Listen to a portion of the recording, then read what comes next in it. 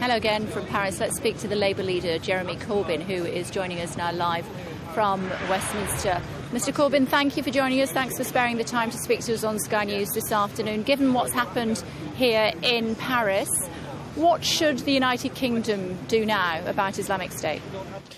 First of all, we've got to express all our support and sympathy for the people of Paris. It's an attack on a multicultural society, very like London, young people out for a normal Friday evening, ending their lives in this terrible situation. So I think we have to, first of all, express that sympathy to them and hope that in response we can strengthen our resolve to live in multicultural, multi-faith societies where we do actually respect all those differences within our society and see them as a strength, not a problem.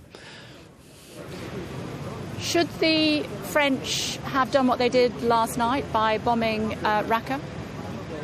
There's going to be civilian casualties from the bombing of Raqqa. I'm not convinced that a new bombing campaign will necessarily bring about the solution that many people want to see happening. I think far more hopeful are the talks that took place in Vienna over the weekend, which involved all countries, including Russia, the United States, European Union, and of course the neighbouring countries. And I think the solution actually lies in creating some kind of acceptable government in Syria that can in turn then hopefully deal with the problem of ISIS. And I think I think there is some hope there, but I also think we have to ask some questions about the way in which ISIL has received weapons, has received money, is able to sell oil and export it, and the role that other countries have played in this, including the way in which Turkey has been bombing Kurdish positions on the border and the way in which Saudi Arabia, maybe not at a government level, but certainly at a level, has been providing support to ISIL. So it was wrong for France to bomb Raqqa yesterday?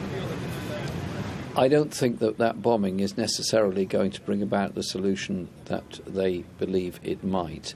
I can see the determination with which they say this dreadful thing has happened, we have to go there and bomb. But I think the words of President Obama over the weekend about the consequences, the long-term consequences of wars, are something we should think quite carefully about. And I repeat the point I made, that the real step forward has to be bringing about a political solution in Syria. More people have died as a result of the civil war in Syria than anything else. And there's also, of course, been bombing campaigns, not just the awful campaign that happened in Paris, but also, of course, the 40 to 50 people that died in Beirut and the Ankara killings very recently also.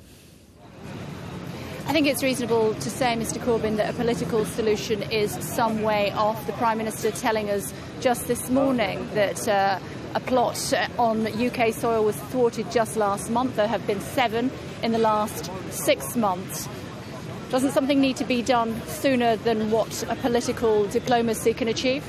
There has to be obviously the maximum security measures for people in all the countries affected, Britain, France and others, and therefore the role of the police in foiling and preventing any plots is an important one. So it seems a little strange at the same time as we're doing that, we're cutting police numbers in Britain. So people need to be able to feel secure in doing that. That is absolutely right. But in the long run, there has to be a much wider political settlement in the whole region and in the Middle East. Otherwise, we're going to get more of this as time goes on. At the end of the day, all wars have to end by a political discussion and a political solution to it.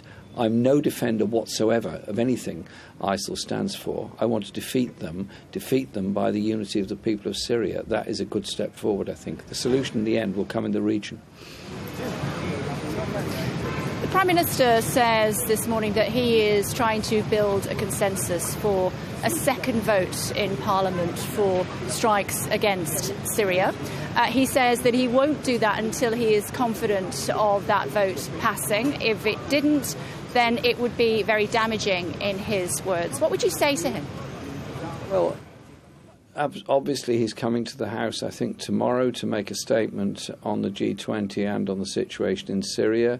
I hope he's had a chance to read the Foreign Affairs Committee report last week, unanimous report, which was not in favour of a bombing campaign on Syria, or the statements made by a number of Conservative MPs today who are members of the Foreign Affairs Committee to the same effect. They want to see security brought about by a reappraisal of our policies within the region. I'm just not convinced that a bombing campaign will actually solve anything, may well make the situation far worse. Look at where the weapons are coming from, look at where the money's coming from, look at where the money is going to. There's lots of ways that we can defeat ISIL, but we also have to defeat them politically so they don't become an attractive option to some, a very small number perhaps, but some people all around the world, and that then creates the mayhem, the death and the murders of tomorrow, which the people of Paris have suffered.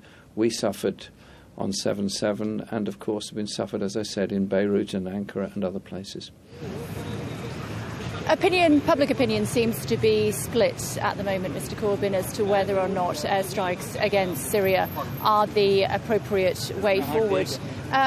If you don't think that they are, what support can you offer the Prime Minister? The support I can offer the Prime Minister is that we need, obviously, maximum vigilance and security in this country. I hope he will be prepared to engage with us as the Labour opposition on restoring police numbers and not going ahead with the police cuts, because community policing is something that is very important within our society. I hope we will be able to agree and engage on the participation in Vienna, the need to include Iran and Turkey and all the other countries of the region in those talks. I hope we can agree on that, and also perhaps be cautiously optimistic that the Russians, Americans and Europeans did all sit down together in Vienna over the weekend. That hasn't happened in such an open way for quite a long time. So maybe there's some grounds that we can make some progress. But the tragedy of the deaths, not just in Paris, all the other places, and all the tragedy of the deaths in Syria and the plight of millions of refugees, these issues have all got to be addressed. That's your view, sir. What about your colleagues on the Labour benches? Should they have a free vote if there was a vote on whether or not there should be airstrikes in Syria? We will come to a position as a party on this. I've given my views on it. Hilary Benn gave his views yesterday as our Shadow Foreign Secretary. We've set that out. We have a meeting of our Shadow Cabinet later on today, and we will be having a meeting of the Parliamentary Labour Party this evening. I want us to be able to put together a proposal, a series of measures that do enhance the security of people in this country, do show real sympathy with the people of Paris and what they've gone through, but also look to a way of bringing about real security in the longer run by a political solution to the situation in Syria. That has got to be the right way forward. We cannot go on in a cycle of wars and destruction, one after the other, which is what we're going through at the moment. President Obama said some very wise words over the weekend. Is that a politician's way of saying, no, there won't be a free vote for Labour politicians? I'm hoping we will be able to come to that position in agreement, actually, with a number of other Conservatives. And so that is indeed the view that I'm putting forward, of course. But I don't think a free vote is something that we're offering.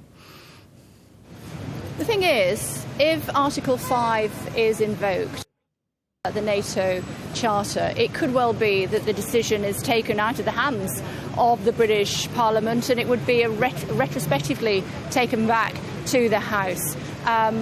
What would your reaction be to that, for example? It would have to be seen as a proportionate and reasonable response for each member state if Article 5 was to be invoked. I would hope that any government would recognise the importance in a parliamentary democracy of receiving authority to take any military action before it does so. Indeed, that was the tradition that was established at the time of Iraq when Tony Blair came to Parliament to seek support. It was also a decision that was taken in Parliament some years ago, 2013, concerning the question of bombing of Syria, when the Prime Minister did bring a proposal which was not carried. Talk to me, if you would please, sir, about your view on open borders. We obviously all know about the Schengen Agreement. That could well be tightened, we're told, when President Hollande speaks to his parliament here in Versailles later on today. As a party, you are keen to allow more Syrian refugees, also from Afghanistan, from Iraq, from Eritrea and the like, to come to the United Kingdom. We could find ourselves in a position where Europe is tightening its borders and you as a Labour Party want to relax ours. The Schengen Agreement covers most of Europe. Britain is not a member of the Schengen Agreement. Therefore, there are border controls between Britain and the other parts of Europe. They stay, they're established. We're not in the Schengen Agreement. The people that are seeking refuge in Europe are people that are seeking refuge from the civil war, from ISIL, from other groups. They deserve to be treated properly, and Britain should play its part and take its share of those that are seeking asylum. Germany has done an incredible job. I think other countries need to recognise that. Are we in favour of people getting asylum? Yes, of course we are. That's what the Geneva Convention exists for, the 1951 Geneva Convention. Does it mean that the border controls change? No, it doesn't, because the border controls are there, and Britain, unless it joins the Schengen Agreement, won't achieve that. But surely the whole point about Europe and the free movement of people around Europe is one of the things that we're all enjoy and are all quite proud of. Obviously, there have to be appropriate checks on people if there's suspicious activity going on. Everybody would support that. And just a thought before we let you go, Mr. Corbyn. I know that you are a very big football fan. It's the game tomorrow between England and France at Wembley, a friendly game that will be going ahead. I heard my colleague Eamon Holmes speaking this morning, saying his 13-year-old son said, "Dad, you know what? Don't want to go anymore." What would you say to people who had originally thought about going to the game and now are anxious, frightened, scared? The best answer to all this is carry on. The best answer to all this is carry on with normal life, obviously with vigilance and so on, obviously. But I think an England-France game is a great opportunity, and it's going to be there at Wembley tomorrow night, and I'm sure there's going to be a brilliant atmosphere. The result, I couldn't predict. OK, thank you for joining us on Sky News this afternoon, Mr. Corbyn. We appreciate you taking the time to speak to us. Thank you.